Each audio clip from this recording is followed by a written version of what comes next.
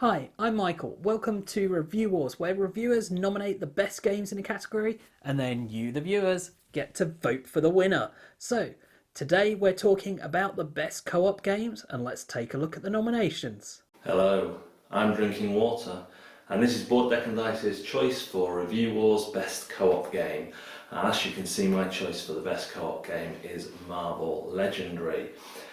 You may pick up the theme in these Review Wars videos that I love deck builders, and Marvel Legendary is a great deck builder that has you competing as a team against a mastermind, and as the game goes on, the mastermind can cause plot twists which then you have to deal with. There's standard villains coming out in the middle of the board that you have to deal with, that they may escape into the city which can cause you problems. They may take innocent bystanders which can cause you problems, and you're trying to build a good deck of heroes that effectively take out this mastermind, and through expansions they've really added to the system.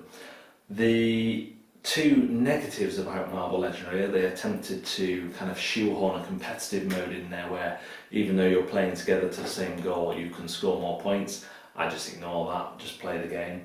And setup and teardown can be quite laborious. You're choosing 6 heroes, so you have to get all those decks, you have to get the mastermind decks and their villains and their I can't remember what they call them, villains and henchmen, and set it all up, then shuffle all that up, and then when you finish you have to take it all down and organise it whichever way you like. But those are the only negatives. This goes down well with my child who loves Marvel, it goes down well with my friends who like the theming of it.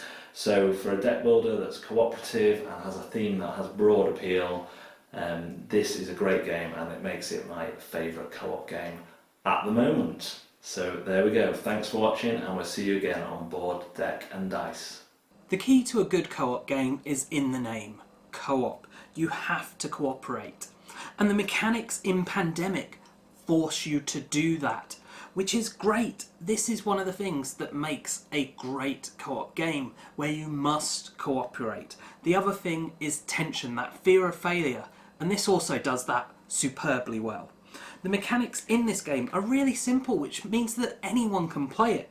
It's a set collection game and action selection. The actions you have are really simple and on your little cards. Each action has the same cost, so there's no confusing aspects to it. You're working together to collect up these cards, which are being randomly drawn. But at the same time, you're spreading disease. And so there's this time limit, because if the disease spreads, if you have too many outbreaks, the world will end. And that is great. And every time you turn over a card, you're like, is this going to kill us? Is it going to be an epidemic? Is it going to make everything just so much worse suddenly? But then the epidemic happens, and suddenly you have knowledge. And that knowledge gives you power and decision making, stopping it being a purely random experience. This game is fantastic. It is so tense. The fact that you have different roles gives huge replay value. You can do different things. The fact that you have different roles helps you with the whole cooperation aspect. You will be discussing, well, if you can go deal with that, if you go deal with that, right, we need to get together so that we can swap cards, because, you know, I've got this many of this colour and we need to get 5 together. This is a fantastic game, and without a doubt, the best co-op game. The tension is superb. The level of cooperation is fantastic. Every time it plays differently. There's randomness, but your decisions matter. What you do will change the world. Hello, and welcome to A Throne of Games. So, today we're talking about cooperative games, and my favourite cooperative game is Sherlock Holmes Consulting Detective, or its newly released version, Sherlock Holmes Consulting Detective, Jack the Ripper and the West End Adventures, a standalone expansion.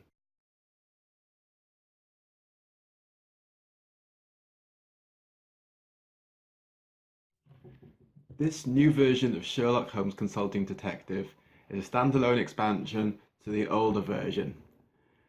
Just like the older version, you are a member of the Baker Street Irregulars, and your job is to assist Sherlock Holmes in solving a series of cases.